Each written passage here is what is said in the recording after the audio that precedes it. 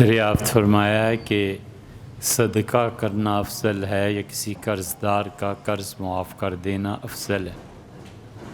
کسی بھی قرض دار کا قرض معاف کر دینا یا اس کے قرض کی ادائیگی کر دینا، یہ عام طور پہ جو نفلی صدقہ کیا جاتا ہے اس سے ہزار اور لاکھ اور کروڑ درجے افضل، بہت بڑی فضیلت ہے اس کی۔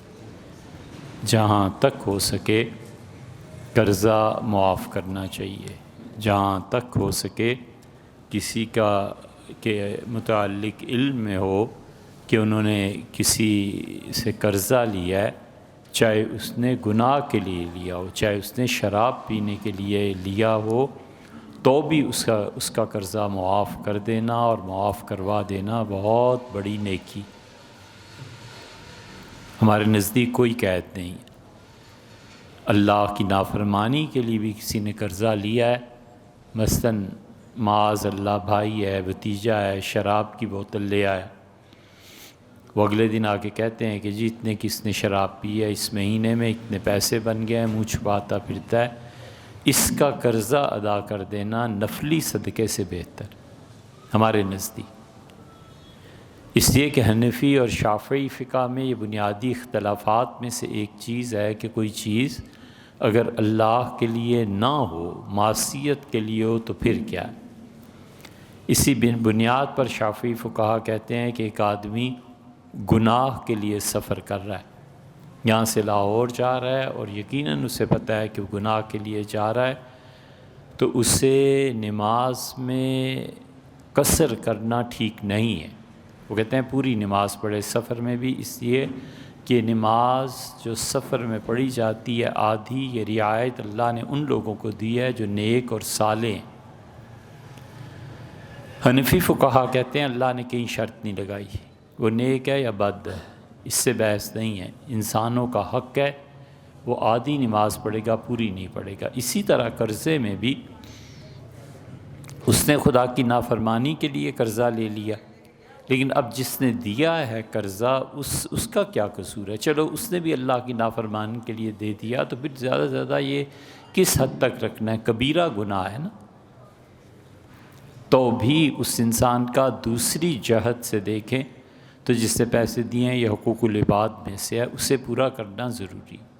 لوگوں کے قرضے معاف کر دینا، ان کی طرف سے ادائیگیاں کر دینا بہت بڑی نیکیوں میں سے۔ اللہ نے فرمایا فک رقبۃ، اللہ تعالیٰ نے فرمایا ہے کہ قیامت کا دن اتنا سخت ہوگا جیسے تمہیں کوئی کہے کہ پہاڑ پہ چڑھ جاؤ، تو پہاڑ پہ چڑھنا کون سا آسان ہے؟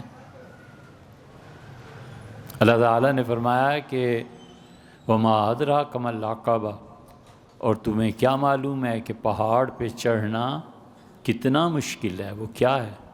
اللہ نے کہا قیامت کا دن گزارنا بھی اتنا ہی مشکل ہے جتنا پہاڑ پہ چڑھنا ہے۔ فک رقبۃ، لوگوں کی گردنیں آزاد کراؤ، لوگوں کے قرضے چھوڑ دو، معاف کر دو، معاف کروا دو۔ او اطعام فی یوم ذی مسغبہ، یا ایسے دن لوگوں کو کھانا کھلاؤ جب وہ بھوک سے ترس گئے ہوں، مشکل وقت، قحط پڑ گیا ہے،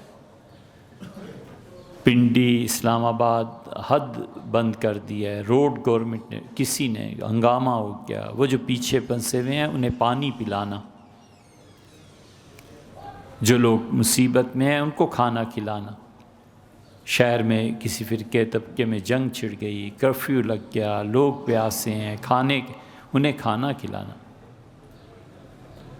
فی یوم ذی مسغبہ یتیما ذا مقربہ، اور لوگوں اگر قیامت کے دن آسانی چاہتے ہو تو اپنے خاندان کے ان بچوں کو دیکھو جو یتیم ہو گئے، یتیما ذا مقربۃ، جو بچے تمہارے ساتھ بڑا قریبی تعلق رکھتے ہیں وہ یتیم ہو گئے ہیں، ان کے سر پہ ہاتھ رکھو۔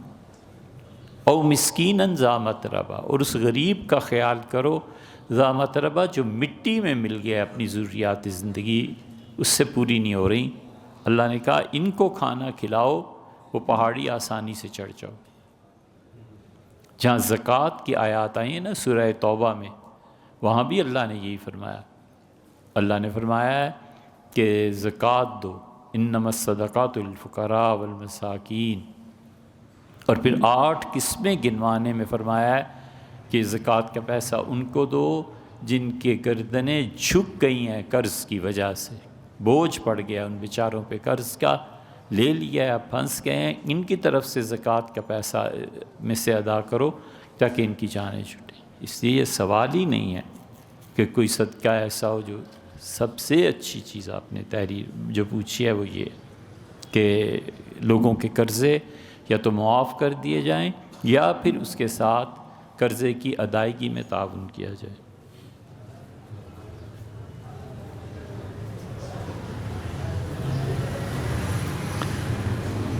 اگر کوئی شخص یہ نظر مانتا ہے کہ میرے یہ کام ہو جائے تو میں فلاں بزرگ کے مزار پر جا کر 2 بکرے ذبح کروں گا، اس کی ایک صورت تو یہ ہے کہ وہ نظر مانتا ہے کہ میں بر امام 2 بکرے جا کر ذبح کروں گا، اور اس کے ذہن میں ہے کہ وہاں چونکہ فقیر لوگ آتے ہیں، غریب لوگ آتے ہیں، اور بہت سے وہاں کے مجاور بھی بیٹھے ہوئے ہوتے ہیں، تو یہ بیچارے کرتے کراتے تو کچھ نہیں، بہت سے ضعیف ہوتے ہیں، تو میں وہاں دے دوں گا تاکہ لوگوں تک فوری طور پہ کھانا پہنچ جائے، اور اس کا یہ اس نے نظر مانی کہ اللہ کی یہ نظر پوری ہو جائے، یہ ٹھیک ہے، کوئی حرج نہیں۔ اور اگر اس کی نیت یہ ہے کہ چونکہ میرا یہ کام حل ہو گیا ہے اور صاحب قبر نے یہ کام میرا کیا ہے تو اس لیے میں بکرے لے جاؤں، یہ ناجائز ہے، ایسے نہیں کرنا چاہیے۔ عورت عدت کی حالت میں شدید مجبوری کے تحت نادرہ کے آفس جا سکتی ہیں؟ ایسی شدید مجبوری ہو تو جا سکتی ہیں، لیکن رات آ کر پھر وہ اسی جگہ پہ گزاریں گی جس جگہ اپنی عدت پوری کر رہی ہیں۔ اسی طرح میڈیکل کا مسئلہ ہے، اگر خاتون بیمار ہو جاتی ہیں اور اسپتال جانا پڑ جائے عدت کے دنوں میں، تو اس کے لیے بھی اجازت ہے کہ اگر اس کو کوئی دوا لا کے دینے والا نہیں ہے، کوئی دوا دارو کرنے والا گھر نہیں آ سکتا، تو اس کو بھی اجازت ہے کہ وہ چلی جائیں۔ شوہر کے پینشن ضائع ہونے کا خطرہ ہے تو ضرور جانا چاہیے بھائی۔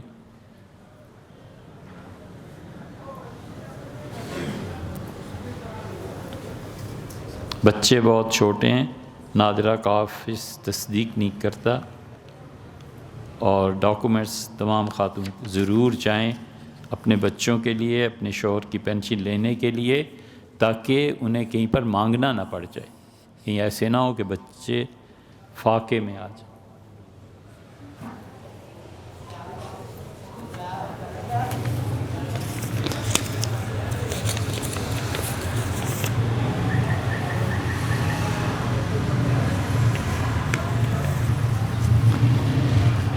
کسی کے انتقال ہونے کے 40 دن بعد جو دعا ہوتی ہے کرانی چاہیے یا نہیں؟ اس مسئلے کو سمجھنے کے لیے تھوڑا سا اس کا بیک گراؤنڈ سمجھنا چاہیے۔ آپ نے دیکھا ہے لوگ 40واں بھی کرتے ہیں، تیسرے دن بھی دعا مانگتے ہیں، اور اسی طرح اپنے مشائخ کے عرس پہ بھی آتے ہیں، ایسے ہی لوگ مزارات پہ دیے جلاتے ہیں۔ ان تمام چیزوں کا تعلق دین سے نہیں ہے۔ جو اسے دین سمجھتے ہیں نا، وہ غلط راہ اختیار کرتے ہیں۔ ان تمام رسومات کا تعلق قدیم زمانے کی تہذیب سے ہے۔ مشائخ اور بزرگ زندہ ہوتے تھے، ابھی مزار کس کا بننا ہے، کچھ بھی نہیں ہوتا تھا، تو بھی وہ رات کو اپنی خانقاہ کی دیواروں پر چراغ جلا دیتے تھے تاکہ کوئی مسافر، کوئی بھولا بھٹکا ادھر آ گیا یا چوروں کے ہتھے چڑھ گیا اور چور مار کے پھینک گیا یا کچھ ہو گیا، تو وہ ان چراغوں کے ذریعے یہاں ہمارے پاس آ جائے، کھانا کھا لے، پی لے، رات کو رہ لے، سو لے۔ یہ چیز ہوا کرتی تھی۔ اس زمانے میں بجلی کہاں ہوتی تھی؟ کچھ بھی نہیں۔ بعد میں یہ رسم جاری ہو گئی کہ خانقاہوں پہ چراغ جلائے جائیں گے۔ اب بھی کئی خانقاہیں ایسی ہم نے افریقہ میں دیکھی، مراکش میں دیکھی، بجلی کا نام و نشان نہیں۔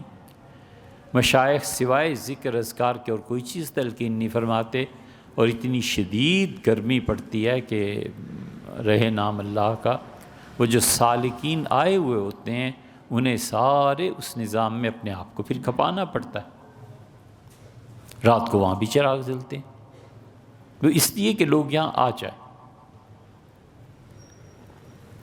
اور اس کا تعلق معاشرت سے ہے، اسلام سے نہیں ہے۔ حضرت رسالت پناہ صلی اللہ علیہ وسلم جب تبوک سے واپس تشریف لائے تھے تو پہاڑ سے اترتے ہوئے آپ نے دیکھا کہ پہاڑ کے دامن میں کچھ گھر ہیں اور ان میں چراغ جل رہے ہیں۔ تو عام طور پہ چونکہ آبادیوں میں لوگ رات کو سو جاتے ہیں جلدی، اب بھی گاؤں میں عشاء پڑی اور سو گئے، اور پھر بتیاں گل کر دی جاتی ہیں۔ خانقاہ میں تو چراغ جلاتے ہیں، اس کی وجہ عرض کی، عام طور پہ گھروں میں ایسے نہیں ہوتا تھا۔ تو حضور صلی اللہ علیہ وسلم کو بڑا تعجب ہوا کہ یہ سب چراغ کیوں جل رہے ہیں۔ تو آپ نے دریافت کیا کہ یہ تو بستی ہے، اس کے چراغ کیوں جل گئے ہیں؟ تو عرض کیا گیا کہ یہاں عورتیں رہتی ہیں اور وہ دعوت دیتی ہیں، یہ ریڈ لائٹس جو ہے نا، یہ وہ تصور ہے، وہی چیز ہے۔ تو حضور صلی اللہ علیہ وسلم یہ کیا کرتی ہیں؟ ان کے جی اللہ کے رسول یہ متع کرتی ہیں۔ تو نبی کریم صلی اللہ علیہ وسلم نے کیسی بدبخت ہیں، نہ نکاح ہے نہ وراثت ہے، اور اس طرح کے جملے ارشاد فرمائے۔ یہ جملے سارے حافظ ابن حجر رحمۃ اللہ علیہ نے فتح الباری میں لکھے ہیں۔ حضرت رسالت مآب صلی اللہ علیہ وسلم زندگی میں کبھی یہ منظر دیکھا ہی نہیں تھا، تو اس سے معلوم بھی نہیں تھا، اس لیے دریافت فرمایا۔ تو یہ قدیم زمانے میں یہ ہوتا تھا، یہ ان رسومات میں سے۔ اب کئی جگہ ایسی خانقاہیں کوئی کچھ نہیں جلاتا، اس لیے کہ سب کو پتہ ہے لائٹ ہے اور روڈ آ رہی ہے، بسیں لاریاں چل رہی ہیں، تو کسی کو کیا ضرورت پیش آئی؟ عرس کیوں کرتے تھے؟ اس لیے کہ پتہ نہیں ہوتا تھا کہ آئندہ کب جمع ہوں۔ خلفاء ہیں، مشائخ ہیں، مقتدی ہیں، شیخ کے چاہنے والے ہیں، وہ کہتے تھے اچھا اس طرح کرو، حضرت کا انتقال ہوا ہے نا مثلاً 10 رمضان کو، اگلے سال 10 رمضان کو پھر یہاں مل جائیں گے۔ کوئی خط و کتابت کے ایسے ذریعے نہیں ہوتے تھے، پرانے زمانے کی باتیں، لوگ آ جایا کرتے تھے، کسی کو کچھ نہیں کہنا پڑتا تھا، پتہ ہوتا تھا کہ 10 رمضان کو وہاں پہنچنا ہے تو یہ سفر کرنا ہے۔ کوئی کہتا تھا یکم رجب کو آ جانا، سارے ملیں گے، ایک دوسرے کے حال احوال پوچھیں گے، حضرت کے لیے ایصال ثواب کر دیں گے، غریبوں کو کھانا، یہ عرس کے حقائق تھے۔ وہ وقت اب گزر گیا، اب تو فون ہوتا ہے، لوگ آ کے مل لیتے ہیں۔ 40ویں اور تیجے کی بھی اس وقت اصل یہی تھی، آج سے کچھ صدیاں پہلے۔ اب یہ ساری چیزیں انتظامی امور تھیں، یہ جتنا کچھ ہوتا تھا یہ ایک انتظام کی خاطر ہوتا تھا کہ ایک دوسرے کے ساتھ تعاون ہو جائے اور انتظامی طور پہ ایک ہی تاریخ کو جمع ہو جائے۔ اس انتظام کو، پرانے زمانے کے اس انتظام کو جب لوگوں نے شریعت بنا لیا تو علماء نے مخالفت کی، انہوں نے کہا مت کرو ایسے، شریعت میں کہاں تیجا، شریعت میں کہاں 40ویں، اور شریعت میں یہ کہاں کہ سال بعد آنا ضروری، انہوں نے کہا شریعت میں کہاں حکم ہے کہ چراغ جلاؤ۔ یہ سب کے سب بنیادی طور پہ انتظامات تھے۔ اب بھی کوئی انتظام ایسا کرے گا کہ جی فلاں تاریخ کو رکھ لیتے ہیں، سب مل کے جمع اللہ کے لیے تلاوت، یہ چیزیں نیک اعمال کریں گے، کوئی حرج نہیں۔ لیکن اگر وہ اس انتظام کو شریعت سمجھے گا تو گناہ گار ہو جائے گا۔ اس انتظام کی مخالفت کیوں کرنی ہے؟ حضور اقدس صلی اللہ علیہ وسلم سے کیا گیا کہ اللہ کے رسول، عورتیں کہتی ہیں کہ آپ ہر وقت مردوں میں ہی تشریف فرما ہوتے ہیں اور مرد ہی آپ سے استفادہ کر سکتے ہیں، ہم کہاں جائیں؟ حضور صلی اللہ علیہ وسلم اچھا بھائی تم سوموار کا دن مقرر کر لو، پیر کے دن عورتیں آیا کریں اور میں انہیں نصیحت اور یہ چیزیں کیا کروں۔ یہ صحیح بخاری شریف وغیرہ میں سب جگہ یہ روایتیں مل جائیں گی۔ اب یہ ایک ایسی چیز ہے جو انتظامات پہ مبنی۔ حضور صلی اللہ علیہ وسلم نے خط لکھا، فرمایا جب تم وہاں فلاں مقام تک پہنچو نا تو میرا خط کھول کے پڑھنا، میں نے لکھ دیا جو تمہیں وہاں پہنچ کے کرنا ہے۔ صحابہ رضی اللہ عنہ وہاں گئے، وہاں جا کر انہوں نے خط پڑھا تو رسول اللہ صلی اللہ علیہ وسلم کہ یہیں ٹھہرے رہو اور نگرانی کرو کہ یہاں کافر جو لوگ ہوتے ہیں ان کی موومنٹس کیا ہیں اور مجھے اطلاع بھیجو۔ تو یہ سب امور انتظامی، اگر کوئی انتظامات کو دین سمجھے تو پھر یہ دین میں اضافہ ہے، اسی لیے اسے بدعت کہتے ہیں۔ اسی اب بھی سال بعد یا 2 سال بعد یا 6 مہینے بعد جب بھی آپ کا خاندان آپ لوگوں کو سہولت ہے جمع ہوں، سارے ایصال ثواب کریں، اس میں کوئی ایسی بات نہیں۔ جنگلات کے محکمے والوں نے لکھا ہے کہ جنگل میں بکری کبھی کبھی کتے کی شکل کا جانور جنم دیتی ہے، اس کا کیا حکم ہے؟ یہ تو بھیا پوچھنا چاہیے ان سے جو ہر بات پہ کہتے ہیں کہ حدیث لاؤ، ہر بات پہ کہتے ہیں کس کتاب میں آیا ہے، ہر بات پہ کتاب و سنت سے دلیل۔ کتاب و سنت کو ہم سب مانتے ہیں، کوئی مسلمان کا انکار نہیں کرتا، لیکن اللہ نے یہ بھی سکھایا ہے کہ کبھی کبھی مغز کی دیگ بھی پکا لینی چاہیے۔ خالصتاً فقہا نے یہ مسئلہ انسانی عقل کی بنیاد پہ حل کیا ہے۔ یہ انسانی عقل جو ہے کئی معاملات میں رہنمائی کرتی ہے، لیکن جب اس کا تصادم ہوتا ہے کتاب و سنت سے تو اس وقت ترجیح کتاب و سنت کو دی جاتی ہے، عقل کو نہیں۔ تو اس لیے اس مسئلے میں کون سی حدیث نکالیں گے، کہاں سے؟ اور یہ ہوتا ہے کہ بکری نے بچہ جنم دیا اور بچے کی شکل وہ کتے جیسی ہے۔ فقہا کہتے ہیں کہ سب سے پہلے اس کی آواز کو سنو، اگر تو آواز کتے جیسی ہے تو پھر یہ جانور حرام ہے، اور اگر بکری جیسی ہے تو جائز ہے۔ اس پہ بھی فیصلہ نہ ہو سکے تو اس کے سامنے پانی رکھا جائے، اور بچہ اگر پانی پیتا ہے تو بکری ہے، چاٹتا ہے پانی کو تو یہ کتا ہے، حرام ہے، اس کا گوشت نہیں کھایا جائے گا۔ اور کہتے ہیں پھر اس کے بعد اس پہ بھی فیصلہ نہ ہو سکے تو گھاس اور گوشت رکھا جائے، اگر تو گھاس چر لیتا ہے تو بکری ہے، گوشت کھاتا ہے تو یہ کتا ہے۔ اور اس میں وہ احتیاط یہ بھی کراتے ہیں فقہا کہ وہ کہتے ہیں کہ اگر یہ گھاس کھا لے تو ہے تو بکری، لیکن اس کے باوجود اسے ذبح کر کے اس کے سر کو پھینک دینا چاہیے، وہ نہیں کھانا چاہیے، جائز نہیں ہے، باقی جسم جائز ہے۔ اگر اس میں بھی فیصلہ نہ ہو سکے تو کہتے ہیں کہ اس کو ذبح کیا جائے اور دیکھا جائے کہ اس کا معدہ ہے یا نہیں، اگر تو معدہ ہے تو پھر تو یہ بکری ہے، کھا لیا جائے، اگر معدہ نہیں ہے تو یہ کتا ہے، اس کو چھوڑ دیا جائے۔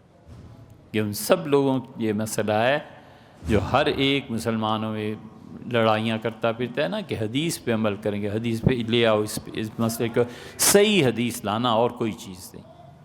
اسی انسانی عقل اللہ نے اسے شریعت میں دلیل بنایا، فقہا کا تجربہ دلیل ہے، فقہا کی عقل کی بات دلیل ہے۔ ایک عقل مند سلیم الفطرت آدمی کبھی رائے دیتا ہے جو شریعت کے مزاج سے نہیں ٹکراتی، چپ ہو جانا چاہیے، اس آدمی کا احترام اور اس کی رائے کو ماننا پھر ضروری ہو جاتا ہے۔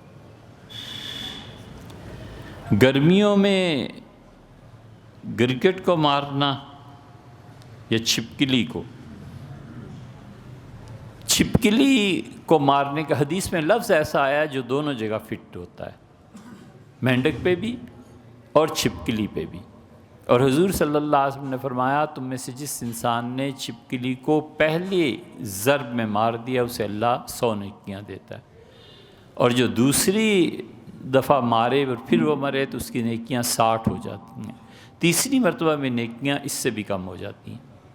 ام المومنین عائشہ رضی اللہ عنہا نے قبر مبارک کے پاس ہی اپنے اس حجرے میں ایک بانس لے کے اس پہ نیزے کی انی لگوا لی تھی، تو وہ پڑا رہتا تھا ان کے یہاں، اور ام المومنین رضی اللہ عنہ جب چھپکلی کے داخل ہو جاتی تھی اس کو اس نیزے سے مار دیا کرتی تھی۔ اس لیے چھپکلی کا مارنا ثواب ہے۔ رہ گیا مینڈک، تو اگر تو وہ اس حکم میں آتا ہے جیسے کہ بعض فقہا نے لکھا ہے تو پھر ثواب ہوگا، نہیں ہے تو پھر یہی کہا جا سکتا ہے کہ اس نے اپنی طرف سے ایک اجتہاد کیا، کیونکہ لفظ جو ہے نا یہ دونوں جگہ پر استعمال ہوتا ہے، چھپکلی کے لیے بھی اور مینڈک کے لیے بھی۔ اور حضور اقدس صلی اللہ علیہ وسلم نے اس کی علت بھی بیان کر دی تھی، یا تو آپ نے یہ فرمایا کہ یہ بھی ایک خدا کا نافرمان ہے، یہ چھوٹا نافرمان ہے، اس سے بڑی کوئی چیز اور بھی ہوگی؟ یا یہ فرمایا کہ یہ بھی خدا کا بہت بڑا نافرمان ہے، اس میں مکبر میں فرمایا۔ اور حدیث میں یہ بھی آتا ہے رسول اللہ صلی اللہ علیہ وسلم نے اس کی نیچر کی طرف اشارہ کیا، فطرت کی طرف، اور فرمایا جب حضرت ابراہیم علیہ السلام کو آگ میں ڈالا گیا تھا تو یہ پھونکے مارتی تھی چھپکلی۔ وہ لفظ ایسا ہے، مذکر بھی ہے مؤنث بھی ہے، تو فرمایا یہ پھونکے مارتی تھی، اس کی نیچر، اس کی وہ بچھو کاٹے جا رہا تھا، کسی نے پوچھا کیوں کاٹتے ہو؟ اس سے کہا کسی کو نقصان نہیں پہنچاتا۔ کہا پھر؟ تو اس سے کہا یہ میری فطرت ہی ایسی ہے، روتے کیوں؟ شکل ہی ایسی۔ بلی اور اس کی کمائی منع کیا ہے حضور صلی اللہ علیہ وسلم نے، بلی کی کمائی سے۔ یہ بلیاں جو بیچتے ہیں نا بغیر کسی وصف کے، تو وہ بلی کی کمائی جائز نہیں ہوتی۔ بلی میں کبھی وصف پایا جاتا ہے، وصف یہ پایا جاتا ہے کہ مثلاً وہ بہت خوبصورت لگتی ہے، سامی بلی جیسے ہوتی ہے نا، ایک ہی کلر کی سر سے پاؤں تک، اور بچے کھیلتے ہیں اس سے، آدمی اپنے باغ میں ایسے خوش ہوتا رہتا ہے، اس کی قیمت پھر اس کے وصف کی وجہ سے جائز ہوتی ہے، ورنہ بلی تعلیم کو قبول نہیں کرتی، تعلیم نہیں آتی اسے، سیکھتی نہیں۔ محروم نے مثنوی میں قصہ بھی لکھا ہے، بادشاہ کے یہاں ہندوستان میں تاجر آیا اور اس نے چین کے تاجر کی بڑی تعریف کی، بادشاہ کی، مختصر خلاصہ، تو اسے کہا چین کے بادشاہ جیسا عقل مند کوئی نہیں دیکھا۔ انہوں نے کہا کیا چیز دیکھی؟ تو ہندوستانی تھا بادشاہ، اسے کہا میں نے وہاں جا کر دیکھا کہ بادشاہ سلامت جب رات کو کام کرتے ہیں لکھتے ہیں تو 12 بلیاں چراغ ان کے سروں پہ اور کھڑی ہو جاتی ہیں، ایک تخت پہ چراغ ہوتا ہے اور اس تخت لکڑی کے ٹکڑے پہ تو 12 بلیاں اس پلیٹ کو، شیٹ کو لے کے کھڑی ہو جاتی ہیں۔ بادشاہ سلامت جب تک لکھتے رہتے ہیں وہ کھڑی رہتی ہیں روشنی، اور جب بادشاہ قلم رکھتے ہیں اور لیٹنے لگتے ہیں تو سب 12 کی 12 اسی ترتیب سے چلی جاتی ہیں۔ کمال کی تربیت ہوئی۔ تو ہندوستان کے بادشاہ نے کہا کہ تاجر تو بہت بہت بڑا آدمی ہے، آئندہ جب جاؤ چین میرے سے بھی ایک چیز لے جانا۔ تو خیر وہ ٹرپ میں دوبارہ جب گیا بادشاہ سے ملا تو اس نے کہا کہ ایک تھیلا دیتا ہوں اور یہ تھیلے میں خوراک ڈالتے رہنا، کھولنا نہیں کہ اس میں کیا ہے، تاکہ جانور کوئی مر نہ جائے۔ تو جب بلیاں سامنے آئیں نا آئندہ بادشاہ سلامت کیا، تو اس تھیلے کا منہ کھول دینا۔ یہی گیا۔ اس زمانے میں بم تو ہوتے نہیں تھے، کسی کو ڈر بھی نہیں لگا۔ اس نے بادشاہ سے کہا کہ ایک تحفہ انہوں نے دیا تھا، فرماتے تھے جب بلیاں، تو جوں ہی اس نے کھولا تو وہ چوہا تھا۔ کون سا بادشاہ اور کہاں کی لائٹ، بلیاں بھاگ پڑیں اس پہ، چوہے کو بالکل تب مار دیا۔ بادشاہ ناراض ہوا۔ اس نے واپس آ کے جب بتایا تو اس نے کہا میرے بچے ان ظاہری مناظر پہ نہیں جانا چاہیے، جو شخص جس چیز کا دعویٰ کرتا ہے نا اس کی ضد لا کے سامنے رکھ دو، پھر بھی مائل نہ ہو تو اب یہ امتحان میں پورا ہے۔ زبانی دعووں میں اور عملی زندگی میں یہ فرق ہوتا ہے۔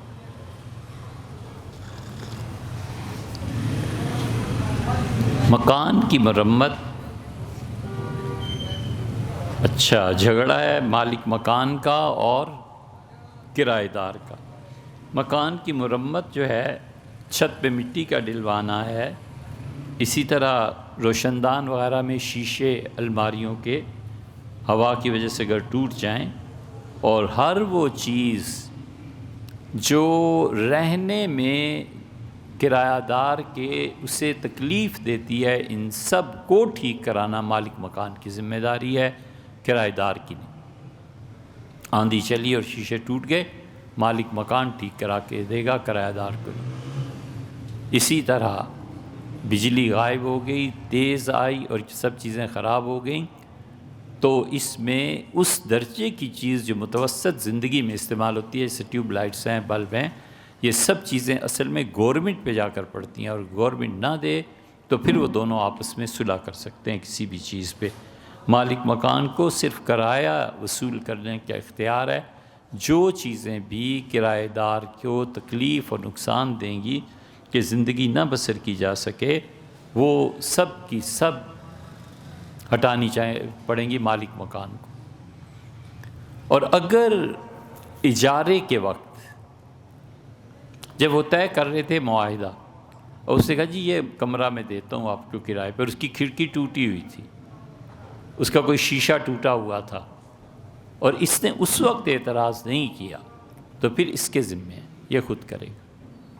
کرایہ دار صرف یہ کر سکتا ہے کہ یا تو کرایہ دے اور یا گھر چھوڑ دے، وہ یہ نہیں کر سکتا کہ اپنی طرف سے پیسے لگا دے اور پھر بعد میں کہے کہ جناب یہ اتنے ہزار کا خرچہ ہو گیا تھا اس چیز کا، میں نے آپ کے کرائے سے کاٹ لیا ہے، یہ اس کا حق نہیں۔